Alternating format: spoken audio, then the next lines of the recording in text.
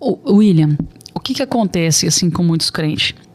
O problema de muitos crentes é que eles se acham, às vezes, muito espiritual demais, sabe?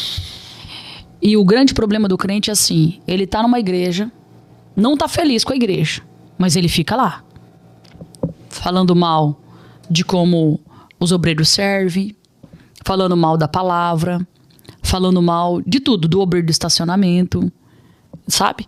Ao invés de pegar a sua mochila e ir embora, ir para uma igreja onde ele se identifique, ou abrir uma igreja para você. Não. Mas há muitas pessoas que preferem ficar ali. Aí batendo língua. Aí, sabe? E outros que ainda saem e ainda falam da sua vida. Que tem isso também. Você tá entendendo?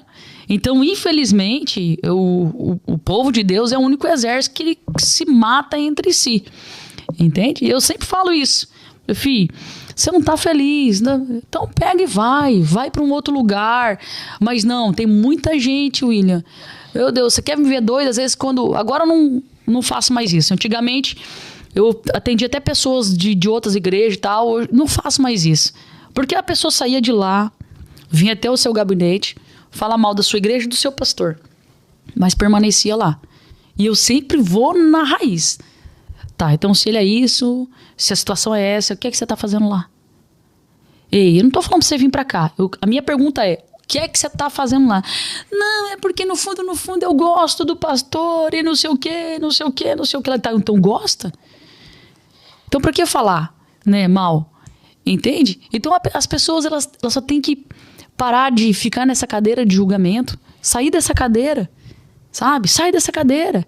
Agora tem uns que é uma meia dúzia que esses dias estava lá pela igreja, que fez um curso aí não sei na onde, aí aprendeu lá não sei o quê, aí de forma silenciosa lá na igreja estava querendo polarizar a igreja.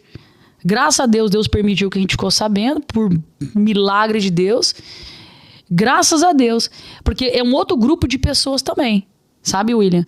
Que às vezes sai lá da sua igreja, da liderança do seu pastor, para buscar um conhecimento de pessoa de internet que você nem conhece. Aí você toma aquilo como verdade. Em vez de sentar com o seu pastor e dizer assim, olha, eu tô com esse conhecimento agora, pastor, o que você acha? Não. Aí começa de forma silenciosa, ó, buscar pessoas, aí manda mensagem para suas ovelhas, tá?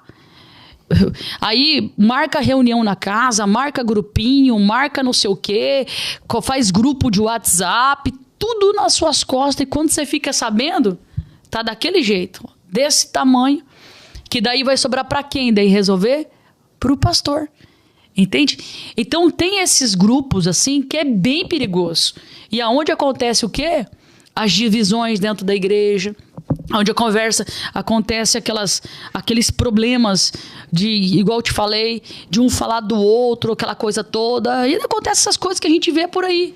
Então são coisas assim decepcionantes, absurdas, que acontecem dentro da igreja, que resolveria se você pegasse a tua mochilinha, fosse para um lugar onde você se identifica, ou se você acha que a tua igreja é tão fora da casinha assim, é tão herege, ou seja o que for, então você abre uma igreja com a visão que você tem no teu coração, com o pensamento que você tem, e que Deus te ajude a manter essa visão. Mas não, é aquilo que você falou, né? As pessoas ficam se degladiando, né? Uma mistura do que você falou, né? Esses dias eu vi um vídeo que eu fiquei muito chocada, né? Até compartilhei no meu status de um pastor, alguém colocou uma câmera assim, gravando ele. Eu vi esse vídeo. É forte, né? Dele dizendo assim, olha, eu contratei 5 seguranças, 5 atores, um vai ficar numa ponta, outro na outra, eu vou fazer de paralítico e não sei o quê, porque se a igreja quer isso, ele falou, então é isso que a igreja vai ter, já que o que eu prego aqui não é suficiente. E quando eu vi aquilo, eu falei assim, porque no fundo, William, a gente não quer acreditar que exista isso. No fundo, lá no fundo, a gente não quer. Mas existe. Então aí tem vários fatores. Uma igreja sem identidade, ela busca esse tipo de personagem, tá? Uma igreja que é frágil na sua identidade, qualquer pessoa que chegar ali, qualquer coisa que ela trazer ali vai ser uau, vai ser, entendeu? Vai ser absurdo, entende? Então, se essa igreja não tem identidade, essa pessoa, o homem ou mulher, vai chegar ali, vai indo, daqui a pouco tá dominando tudo, tá? Por falta de identidade. Às vezes os pastores estão muito cansados também, e tal. Mas aí que tá, os pastores têm que ter ciência de que se abrir o ministério, se Deus deu uma visão, o negócio é com eles, e ponto final.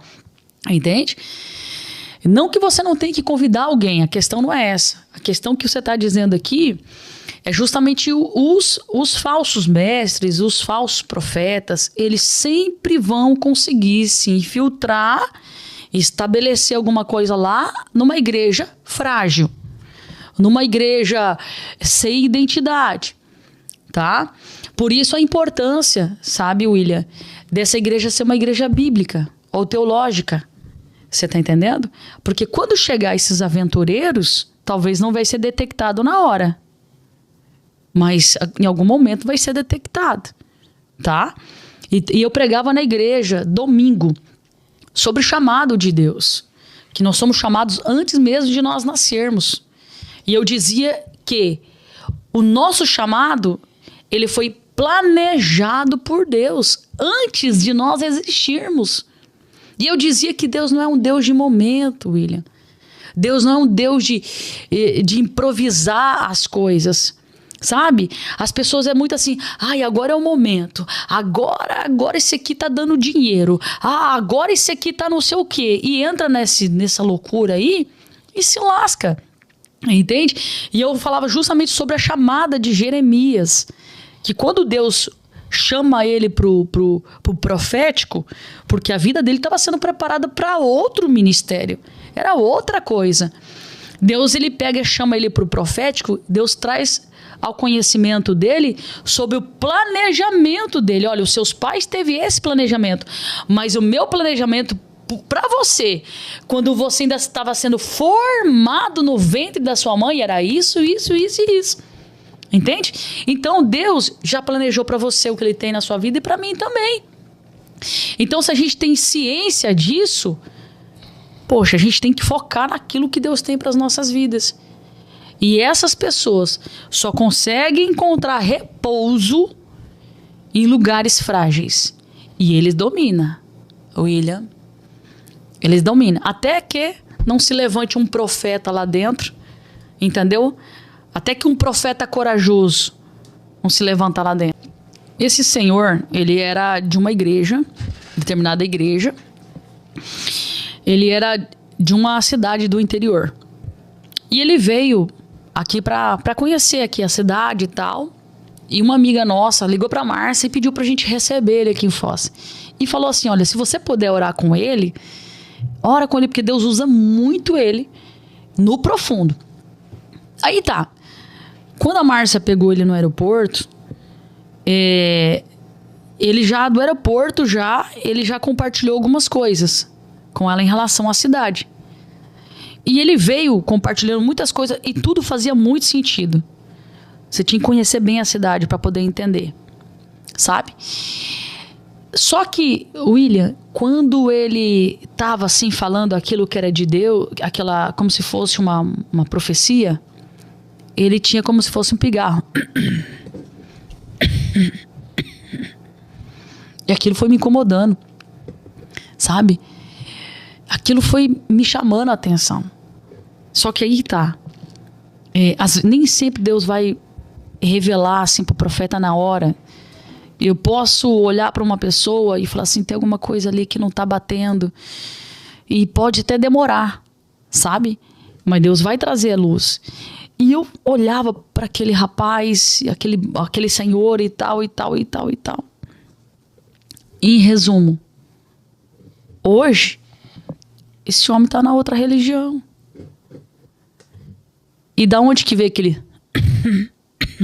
Quem que tem esse negócio lá na outra religião? Você tá entendendo? Ele foi um cara que saiu dessa religião, foi para uma determinada igreja. Nessa igreja, não tem esse negócio de profecia, essas coisas. A revelação é na palavra, certo? Mas tem muitas pessoas nessa igreja que são usadas nos dons que eles atendem em casa. Eles atendem em casa. E nessa igreja